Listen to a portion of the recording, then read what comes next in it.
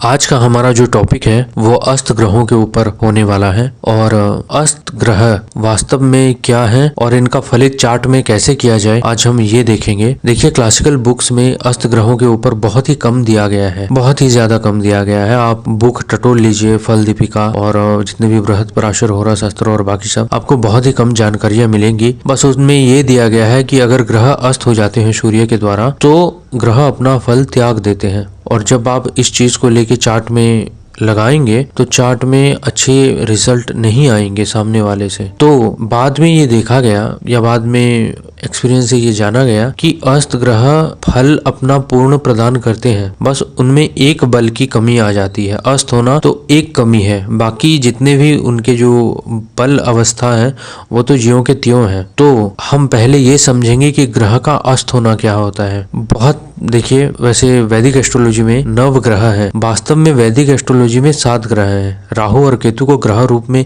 लिया ही नहीं गया, उन्हें छाया ग्रह कहा गया है। और उन्हें क्यों छाया ग्रह कहा गया है, उनका फलित कैसा होगा, ये हमारे आज का टॉपिक नहीं है, तो हम उसे कभी और दिन कवर करेंगे। लेकिन आज हम राहु और केतु को छोड़ दें तो बाकी जितने भी ग्रह बच गए, 7 ग्रह, उनमें से सूर्य को छोड़ दें क्योंकि सूर्य अस्त करता है, तो 6 ग्रह बच गए। तो हम आज उन 6 ग्रहों के बारे में जानेंगे कि वो जब अस्त होते हैं तो वो कैसे अस्त होते हैं और फलित कैसा किया जाए। देखिए, चंद्र, मंगल, बुध, गुरु, शुक्र और शनि, ये ग्रह सूर्य के द्वारा अस्त होते हैं। अस्त होना मतलब, देखिए, सूर्य इस पूरे भचक्र में सबसे ज्यादा तप्त ग्रह है, उसे ग्रहराज कहा जाता है। और सूर्य के तेज के आगे बाकी सब फीके पड़ जाते हैं। तो ऐसा तब होता है जब सूर्य के पास से ग्रह गुजरते हैं अपने ऑर्बिट से। ग्रह अपने ऑर्बिट्स में भ्रमणशील हैं और जब ये सूर्य के पास आ जाते हैं निकट, एक निर्दिष्ट डिग्री में, जब डिफरेंस कम हो जाती है, उतने डिग्री का डिफरेंस या उससे कम हो जाता है, तो ग्रह अस्त माने गए हैं। तो वहां क्या होता है कि सूर्य का तेज ही मतलब दिखाई देता है, उन ग्रहों का तेज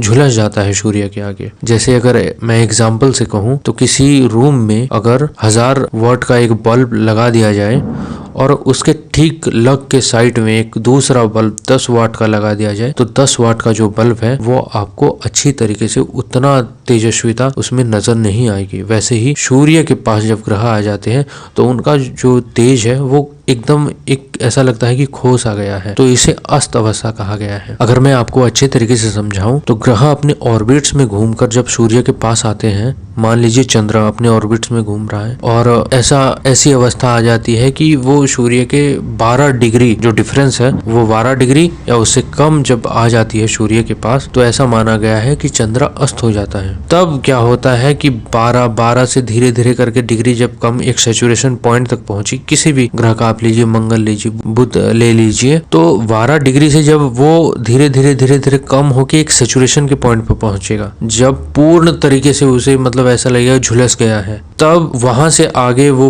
धीरे धीरे उतरेगा और अस्त होने से वो मुक्त होना स्टार्ट होगा धीरे धीरे और वो डिग्री कवर करके आगे फिर से उदय हो जाएगा। तो जहां से उसकी डिग्री जहां से स्टार्ट हुई, जहां से अस्त होना स्टार्ट हुआ और जहां से वो मुक्त हुआ जिस डिग्री से, उन बीच की जो अवस्था है जिसे अस्त अवस्था कहा गया है, आज का हमारा वो टॉपिक है कि वहां उस अस्त अवस्था में ग्रह कैसे फल प्रदान करते हैं। ठीक है, जैसा कि मैंने कहा कि हर ग्रह की अपनी अपनी डिग्री है अस्त होने की। तो देखिए, चंद्र 12 डिग्री या उससे कम जब आ जाते हैं सूर्य के पास तो वहां पे वो अस्त माने गए हैं। वैसे मंगल 17 डिग्री, बुध 13 डिग्री, गुरु 11 डिग्री, शुक्र 9 डिग्री और शनि 15 डिग्री, इसमें ये अस्त माने गए हैं। ये तो रही किताबी बातें। देखिए, जब हम इसे चार्ट पे लगाना स्टार्ट करते हैं तो कुछ और चीजें सामने निकल कर आई। जब भी हम अस्त ग्रह का फलित देखें या अस्त ग्रह का फलित करें तो उसमें इस चीज का सबसे पहले आप ध्यान रखिए कि जो ग्रह अस्त हो रहा है वो उस चार्ट में किन किन भावों का स्वामी है और सूर्य जो अस्त कर रहा है वो किस भाव का स्वामी है। ठीक है, मान लीजिए हम चार्ट ले लेते हैं मिथुन लगन की। मिथुन लगन का स्वामी बुध, जो कि लगन और चतुर्थ भाव दोनों का मतलब स्वामी है, वो पंचम में अस्त हो रहा है सूर्य के द्वारा। और सूर्य यहाँ पर पराक्रमी श्याम, ध्यान रखिए, मिथुन लगन में सूर्य पराक्रमेश होते हैं, मतलब थर्ड हाउस के मालिक। तो प्रथम भाव और चतुर्थ भाव का स्वामी पराक्रमेश के द्वारा पंचम में यानी विद्या भाव में, संतान भाव में और जहाँ से पूर्व जन्म देखा जाता है वहां पे अस्त हो रहा है। तो यहाँ पर लग्नेश अस्त हो गया तो मान लीजिए वो पढ़ाई में अच्छा है, बहुत अच्छा है पढ़ाई में, वो 92% लाता है, लेकिन लग्नेश का अस्त होना मतलब उसे उतनी एप्रिसिएशन नहीं मिल पाएगी जीवन में जितना उसे मिलना चाहिए या जितनी उसकी जो क्षमता है या योग्यता है। तो मान लीजिए 92% कोई ला रहा है तो वो बहुत अच्छा एक टॉपर है, लेकिन यहाँ पर उससे भी ज्यादा 96-97% लाने वाला कोई ना कोई जरूर होगा जो कि उसके एप्रिसिएशन को छीन रहा होगा। और ऐसा ये तो लग्नेश और चतुर्देश की बात है। तो इस बात का भी आप ध्यान रखिए, नोट कर लीजिए कि अगर अच्छे भाव के स्वामी अस्त हो रहे हैं तो ये थोड़ी मतलब परेशानी है, और अगर बुरे भाव के स्वामी 6, 8 और 12 के स्वामी को सूर्य अस्त कर रहे हैं किसी चार्ट पे तो ये तो एक तरीके से बहुत अच्छा ही है, क्योंकि 6, 8, 12 के स्वामी अच्छे नहीं माने गए। कुछ ग्रह ऐसे होते हैं, कुछ ग्रह जो स्वामी हित्वा लिए कि वो आपको अपलिफ्ट करेंगे, मतलब ऊपर की तरफ आपको उठाएंगे, और कुछ आपके पैर को खींचेंगे नीचे की तरफ। तो 6, 8, 12 के स्वामी नीचे की तरफ खींचते हैं। कुछ ऐसी मतलब कंडीशन है जहां पर 6, 8, 12 में आपको राजयोग मिलने के चांसेस रहते हैं, लेकिन वो एक्सेप्शनल है। तो नॉर्मली अगर 6, 8, 12 के स्वामी अस्त हो रहे हैं तो ये चार्ट के लिए बहुत अच्छा है। और वो जब अस्त हो रहे हैं तो वो कितने डिग्री डिफरेंस से अस्त हो रहे हैं, क्या 1 डिग्री है, 2 डिग्री है, 3 डिग्री है, 4, 5, 6, नॉर्मली 60 डिग्री के अंदर अगर ग्रह अस्त हो रहा है तो ये अस्त की जो मतलब इंटेंसिटी बहुत ज्यादा है। और अगर वो 10 डिग्री के बाद अस्त हो रहा है तो इतना ज्यादा बुरा प्रभाव देखने को नहीं मिलेगा जीवन में। तो आप ऐसे अस्त ग्रहों को समझ सकते हैं। और मैं आगे कुछ एग्जाम्पल चार्ट है जो मैं आगे शायद अगर मुझे मौका मिला तो मैं आपको जरूर दिखाऊंगा।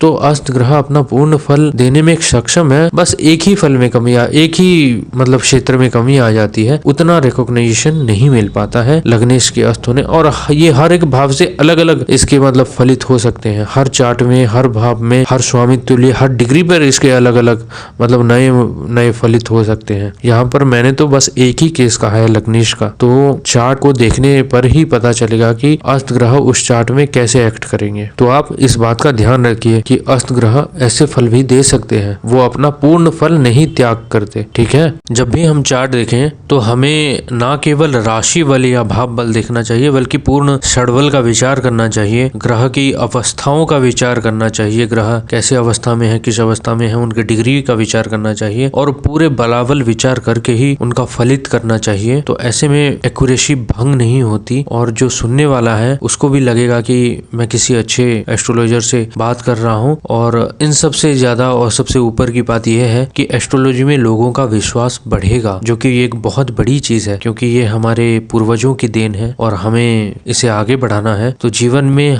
हम इसे कैसे पूर्ण तरीके से आगे बढ़ाएं, ये हमारी जिम्मेदारी है। तो बस इतना ही कहना चाहूंगा, और कुछ भूल हो गई हो तो क्षमा प्रार्थी हूँ। तो आगे मिलते हैं। जय हिंद।